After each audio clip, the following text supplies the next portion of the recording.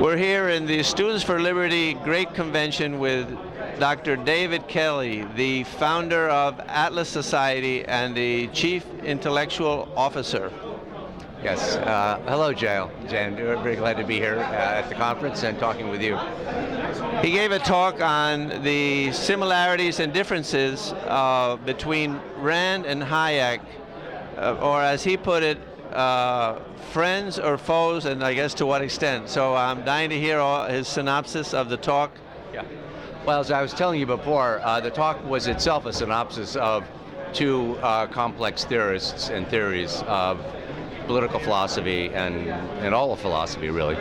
But the short story, I guess, is that Ayn Rand and Friedrich Hayek were both prominent defenders of a free society. Both Europeans who came to America fled from one form or another of totalitarianism and developed theories about free market capitalism. Not just the economics of it, although Hayek was an economist, but the ethics and the political philosophy of it.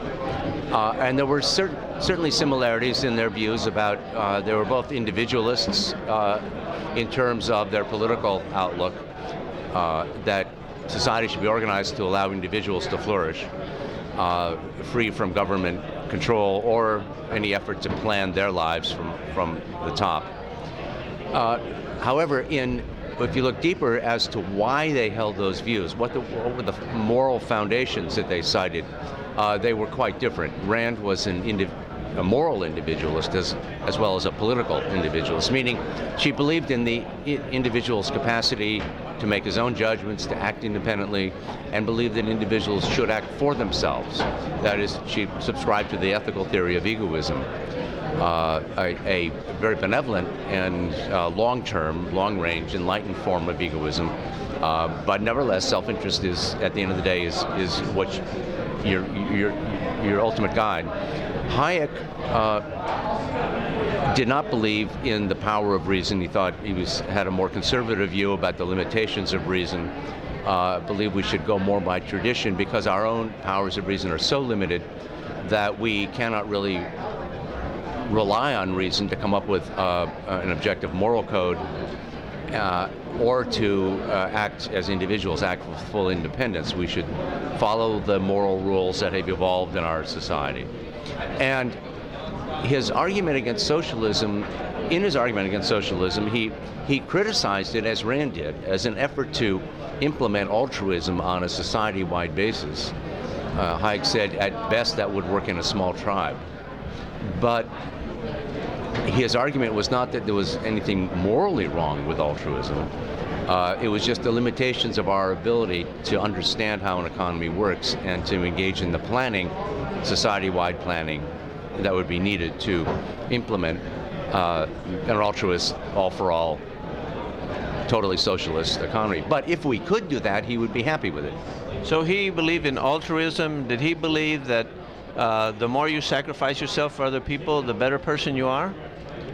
He thought altruism was a fine moral principle, but no one knows enough about anybody else to be able to help more than a few people in their immediate circumstance. So he was fundamentally skeptical about a human being's capacity to direct his own life because he was fundamentally skeptical about reason and the power of reasoning. Yes. He did argue, one very important argument of his is that against economic planning is that knowledge exists only in individual minds, and people have all kinds of local knowledge about their environment and the opportunities in that environment and so on and so forth that no planner could gather into one place. And that's a good argument, and Rand would certainly agree with that. But at other times, particularly regarding ethics and the principles he lived by,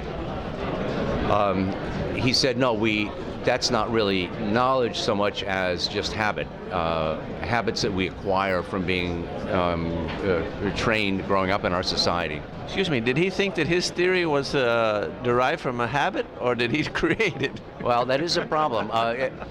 If you look deeper into his because he wrote about epistemology as well. One of his first books was on that subject, and it turns out that he even thinks the human mind is like a spontaneous order of nerve cells with no central conscious direction, and that is a form of what objectivists call primacy of consciousness, or Kantian outlook. We're not grasping reality. Our minds are just getting shaped in whatever way they do by the rules that are the cognitive rules we take on. So he was a subjectivist. In that sense, it is self-refuting, because when he puts that forward as a theorist, he's not thinking that his own theory is an example of just a set of internal rules unconnected with reality. He thinks he's talking about reality. So epistemologically, he was a subjectivist. Was he a subjectivist as far as ethical values? Did he think ethical values such as liberty were just subjective conclusions that weren't objectively true? Well, I'm not sure I'm not sure whether he had a real theory of value, but he did say, and repeated it over and over again, Hume's idea that morals are not the conclusions of reason. They reflect habits, preferences, so it amounts to a kind of subjectivism.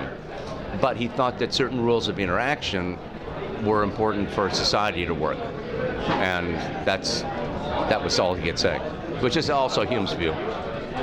Well, David, we really appreciate the fact that you delve into the minds of both of these authors and make such a insightful comparison, and we're counting on you to do further work in the same way. Well, thank you, Jan, and I do have a paper on Rand and Hayek that I published in Reason Papers, which I have copies here, but anyone can look it up on our website, Rand versus Hayek. So we can get more than just a synopsis in the whole paper at Reason magazine. Reason Papers. Reason Papers, Yes. yeah. It's a philosophic publication. Right. Reason Papers. Search for my name or Rand versus Hayek. Could we also get this at the Atlas Society? Yes. If you go to our research page, or just do a search on our site for my name or for the Rand versus Hayek. Absolutely. Again, very insightful. Thank you. Thank you. Very interesting, huh? Yeah. The comparison of these two minds. Mm-hmm. And the inherent contradiction in his view. Yeah.